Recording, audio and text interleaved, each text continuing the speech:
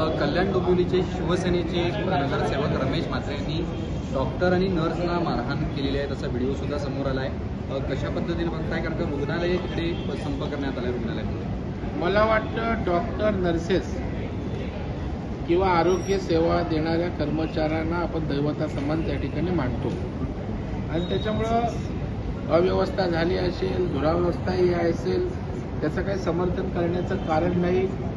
परंतु अशा प्रकारची मारहाण कुणालाच अभिप्रेत नाही आणि लोकप्रतिनिधींना तर नाहीच नाही.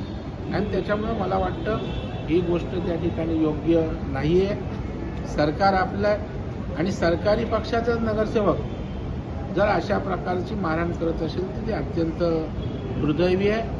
इवन शिंदे साहेबांनाही हे मान्य होणार नाही, कारण शेवटी आपली सेवा करणाऱ्या, रुग्णांची सेवा करणारे डॉक्टर आणि नर्सेस आपल्यासाठी खूप महत्त्वाचे आहेत. परंतु मला वाटतं या निमित्तानं एका ठिकाणी झालेल्या प्रसंगावरून सर्व हॉस्पिटल बंद ठेवणं आणि रुग्णांची हेळसांड करणं हेही त्या ठिकाणी योग्य ठरणार. रमेश म्हात्रेंची पार्श्वभूमीच अशाच पद्धतीची राहिलेली आहे, त्यामुळे कुठेतरी त्यांना कायद्याचाच धाक राहिलेला नाही, अशा पद्धतीचा प्रश्न आता निर्माण नाही. झाला. मला वाटतं कायदा या ठिकाणी या राज्याचे गृहमंत्री देवेंद्रजी आहेत आणि त्याच्यामुळं आमचा असो, विरोधी असो, जो कायदा हातात घेईल त्याला या ठिकाणी कोणी माफ करत नसतं.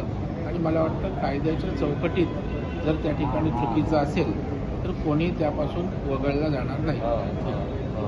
खरं तर पाऊस ज्या पद्धतीने जोरदार पडत आहे तसेच झाडांची पडण्याची संख्या मोठ्या प्रमाणात आहे. नुसते चौकशी करू, कारवाई करू अशा पद्धतीची उत्तरं सगळी करण्यात येत आहे, पण मुंबईकरांची सुरक्षा ही महत्त्वाची वाटत नाही. मला वाटतं या संदर्भामध्ये अश्विनी भिडे त्याशिवाय महापौरांनी उत्तर दिले, ते ग्राउंडवर पण काम करतात. एक गोष्ट खरी आहे की झाडं मोठ्या प्रमाणावर पडतायत, पाणी तुटते, परंतु जेवढ्या ताकदीनं या व्यवस्था लावायला पाहिजे, डिझास्टर ज्या पद्धतीनं करायचं आहे ते डिझास्टर मंत्री गिरीश भाऊ लक्ष घालत आहेत. स्वतः राज्याचे मुख्यमंत्री, उपमुख्यमंत्री पण जातीनं लक्ष घालत आहेत. त्यामुळे कोणाचं दुर्लक्ष आहे या केवळ निष्काळजीपणामुळे असं होतंय, असं विनाकारण राजकीय आरोप या ठिकाणी विरोधक करत आहेत.